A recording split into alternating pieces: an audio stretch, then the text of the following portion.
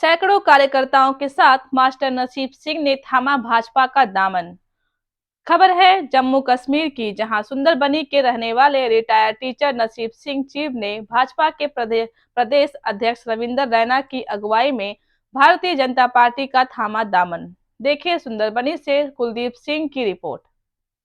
कश्मीर की बात करें तो जम्मू कश्मीर में धारा 370 हटने के बाद अब जम्मू कश्मीर में भारतीय जनता पार्टी वो अपना परचम लहराने की तैयारी में है। तो हमारे साथ सुंदरबनी केंद्रीय विद्यालय के रिटायर टीचर्स नसीब सिंह जी सुंदरबनी से हैं। इन्होंने भारतीय जनता पार्टी ज्वाइन किए, जो से बातचीत करेंगे कि सुंदरबनी के विकास और जो भारतीय जनता पार्टी किस तरह इसको आगे चुनाव में देखती है। तो सर आपका फास्ट न्यूज में स्वागत है। तो सर कोटानगर में भाजपा अध्यक्ष रविंदर रैना की अध्यक्षता में आपने भारतीय जनता पार्टी ज्वाइन करी, कि क्या कहेंगे, क्योंकि आपके पास और भी विकल्प थे तो आपने भारतीय जनता पार्टी को ही क्यों चुना? धन्यवाद सर। मैं ये कहना चाहूँगा कि जैसे मैंने पहले बताया कि मैं तो स्कूल में हूँ, रिटायर हुआ, तो उसके बाद मेरा था कि मैं वैसे भी सोशल एक्टिविस्ट हूँ। मैं स्कूल में रह के भी सोशल कार्य करता रहता था और थोड़ा सा पॉलिटिकल टच भी रहता है, सामाजिक जो गतिविधियाँ हो रही हैं तो सब चीज़ें देखते हैं। मीडिया है, सब चीज़ें टीवी पे सब चीज़ें आती हैं। आजकल तो मीडिया बहुत एडवांस है, तो सब चीज़ें देखते हैं। और बीइंग एक पढ़े लिखे तो हमें समझ होती है कि देश के लिए कौन अच्छा कर रहा है। तो मोदी जी देश के लिए बहुत अच्छा कर रहे हैं और एक कर्मठ प्रधानमंत्री हैं। मैंने इंदिरा गांधी जी के बाद उन्हीं को देखा कि इंदिरा गांधी जी भी बहुत कर्मठ नेता थी। तो उस समय इंदिरा गांधी जी भी जो है दुनिया डरती थी उनसे, सारे जो फॉरेन पॉलिसीज उनकी अच्छी थी। मोदी जी का मैंने देखा कि ये खुद भी जो काफ़ी कर्मठ और स्ट्रांग है, वो जो कि होना भी चाहिए एक प्रधानमंत्री है इतने बड़े देश के। और दूसरा देखो कि इनकी फॉरेन पॉलिसीज कि जितने अर्जाइनी कंपनी जब मोदी जी ने पदभार संभाला था, प्रधानमंत्री बने थे, तो कई तरह की आवाज़ें इधर उधर से आती थी वाटर पार से। आज देखिए श्रीलंका की क्या हालत होगी, आज नेपाल की देखो। पहले थोड़ी देर पहले जब नए नए मोदी जी आए थे, नेपाल भी हमें थोड़ा आंखें देता था, लेकिन आज नेपाल की बात करो आप, श्रीलंका की बात करो, या हमारे पड़ोसी देश जो पाकिस्तान की बात करें, मोदी जी को के हाथ मजबूत करने हैं, मोदी जी की टीम में शामिल होना है और देश के लिए जो देश के बारे में सोचेगा, मोदी जी के बारे में सोचेगा, समझ लो देश के बारे में सोचेगा, क्योंकि देश उनके लिए सर्वप्रिय है। वो हमेशा कहते हैं मैं देश नहीं झुकने दूंगा, इंडिया फर्स्ट।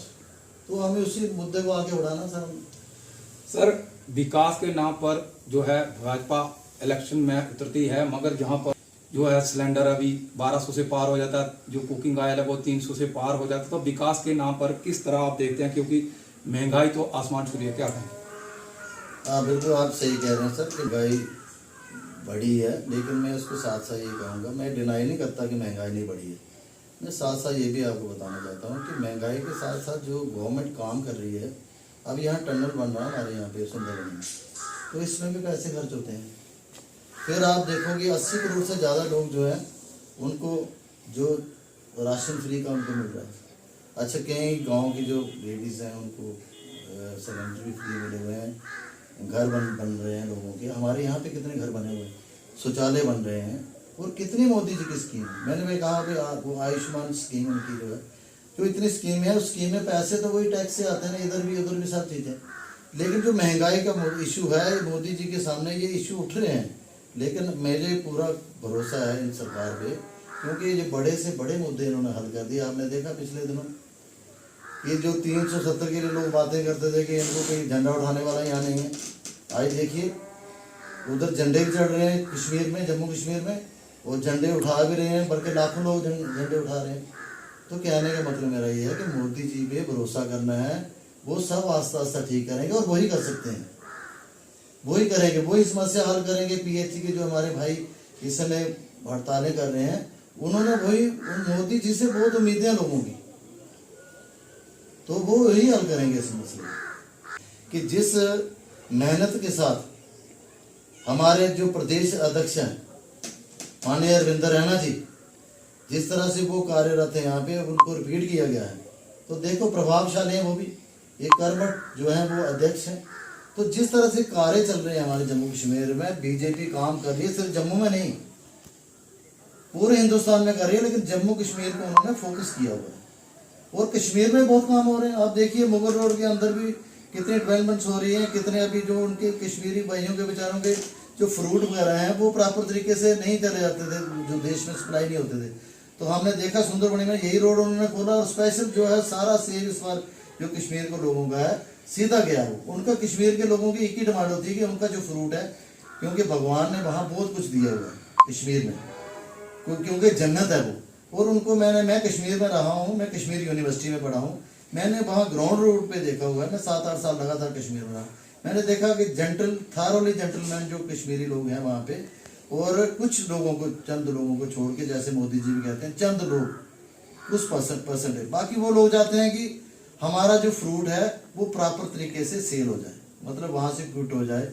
आप देखो केसर कहाँ पे है, कश्मीर का केसर है, अच्छा वहाँ वो बादाम है, अखरोट है, कालीन वहाँ पे, शाल वहाँ पे, कांगड़ियाँ बनते हैं वहाँ, पत्थर भी जो है उनका भी तराश के लोग क्या क्या बनाते हैं उनकी, मतलब कश्मीर को तो जन्नत है। और उनके लोगों को कुछ नहीं, मैंने कहा था हाईली कल्चर जो है वो जो लोग हैं कश्मीरी, और वो उनका पहनावा, खाने पीने, उनको कुछ दुनियादारी से लेना नहीं है, सिर्फ एक ही वजह उनका सिस्टम होता है कि वो सुरक्षित रहें, और उनका जो फ्रूट है जो उनका है वो प्रॉपर ढंग से, जो वो काम मेहनत करते हैं वो प्रॉपर ढंग से उसकी सेल हो जाए, बाकी उन लोगों को कुछ नहीं चाहिए।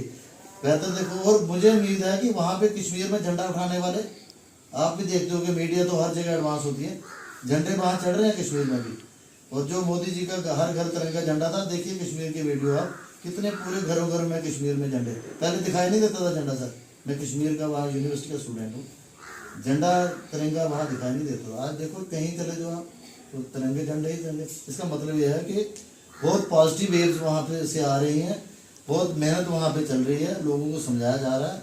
और आज की डेट में मुझे लगता है कि इलेक्शन होगा तो आज की डेट में भी मोदी जी जो है वो लगभग, जो बीजेपी है वो 50+ आज की डेट में, जो मेरी ऑब्जर्वेशन है, जो मैं देखता हूँ लोगों के रोजाना, तो वो करेंगे अवश्य ही, जो सीएम बनेगा यहाँ पे। और जो पार्टी डिसाइड करती है तो हाईकमांड वही चीज़ है। तो राजनीतिक में जो अपना कदम रखे, तो ये किस ने लीडर को या किस नेता को आपने प्रभावी होकर, ये only and only Narendra Modi. मैं उनसे इतना प्रभावित हूँ, इतना प्रभावित हूँ। मैं देखो, मैं तो एक मुलाजिम हूँ, ना मुझे एमएलए बनना, ना एमपी बनना, ना मुझे कुछ बनना है, मुझे ज़मीन पे रहना है, ज़मीन की बात कर रहा हूँ सर। मैं तो इतना प्रभावित हूँ उनसे, जो किसी भाषण में देखो और कितनी डिटेल में भाषण देते हैं वो शुद्ध हिंदी भी बोलते हैं और इंग्लिश में बात करते हैं। और जो कार्यक्रम मैंने बच्चों के उनके कार्यक्रम देखे हैं, जो हमारे बच्चों के साथ वो संवाद जब उनका होता है, तो मन कहता है, मन पिघल जाता है कि कैसे महान आदमी है जी। मतलब उनको भगवान का रूप में देना चाहता हूँ सर। जो उनका काम, देखो काम ही आदमी को भगवान बनाता है, आदमी काम अच्छे करता है तो उसी को लोग भगवान कहते हैं। और वो बहुत अच्छे काम कर रहे हैं, भगवान उनको लंबी उम्र दे, और दुनिया को जो विश्व गुरु की बात है, वो विश्व गुरु बनेगा हिंदुस्तान हमारा, इसमें मुझे पूरा ब्लाइंड फेथ है, पूरा अंधविश्वास है मुझे मोदी जी के कि वो बनाएं। तो ये थे हमारे साथ रिटायर